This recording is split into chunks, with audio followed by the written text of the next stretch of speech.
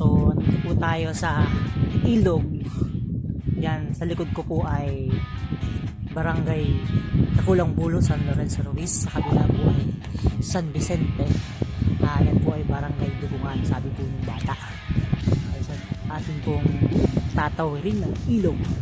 Hindi ko alam kung anong tawag sa ilog na yan. Yan natin kung hindi tayo babasa. Sana hindi tayo babasa. Sige, let's go.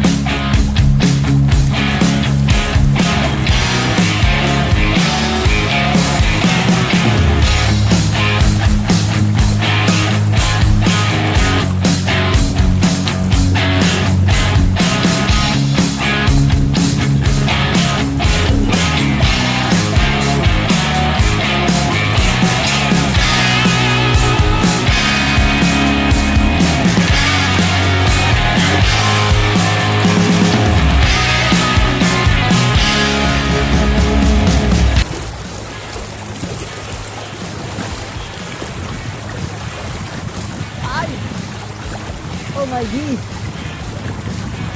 Patay tayo, babasa ang sapatos mo. What?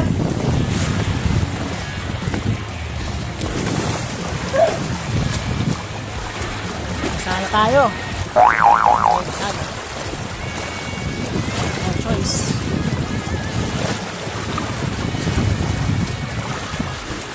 Ating yung ating ba? Woo! Pagod. Sa gitna po tayo ng ilog.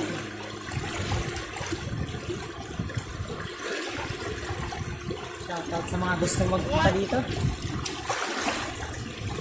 Sana ang medyas. Sana lahat.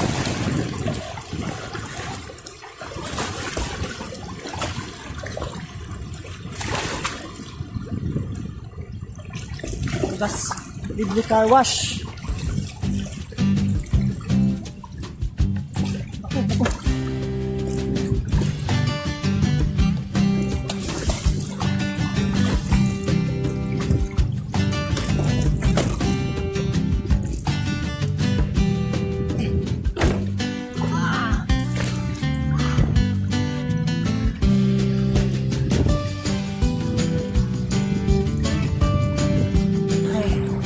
So magandang panghali yata or hapon na.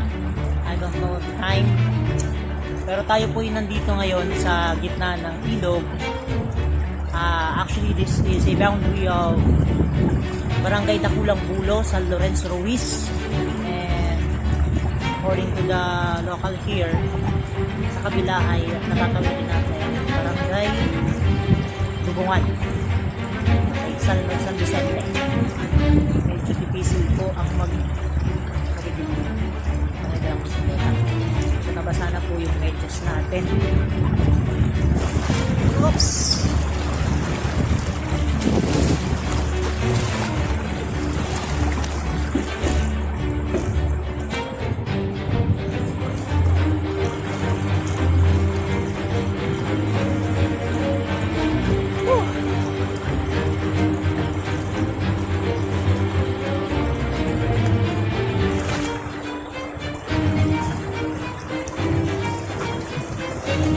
Sir, anong barangay sa kabila?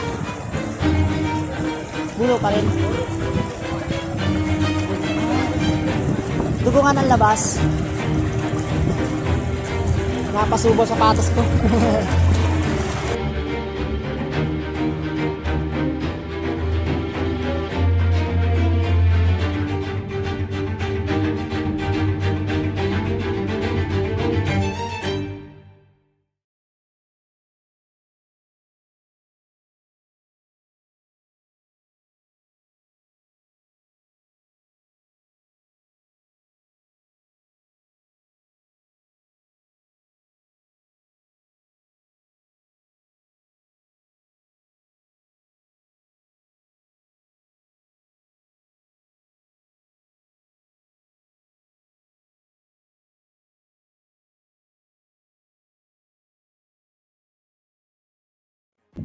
So, yan yung tinawid natin.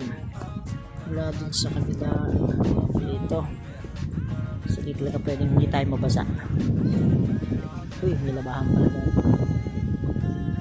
So, sa kabila po ay actually sabi nung manong ito pong natatapakan ko ngayon is sakop pa ng Dakulang Pulo. Dakulang Pulo. San Lorenzo Luis Camarines Norte.